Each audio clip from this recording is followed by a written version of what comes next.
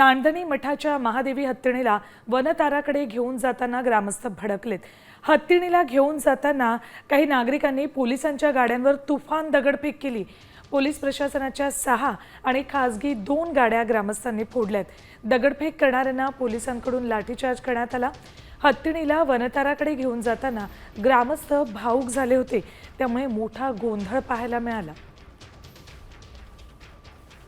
महादेवी हत्तीणीला वनतारा या गुजरातमधल्या या वन्य प्राण्यांसाठी जिथे त्यांची काळजी घेतली जाते तिथे घेऊन जात आहेत। मात्र तिला तिथे घेऊन जाण्यासाठी सगळ्याच ग्रामस्थांचा, कोल्हापूरकरांचा विरोध होता।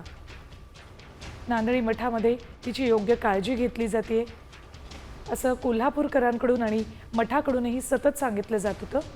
मात्र याकडे दुर्लक्ष करत नांदणी मठातून महादेवी हत्तीणीची रवानगी थेट वनतारामध्ये करण्यात आली।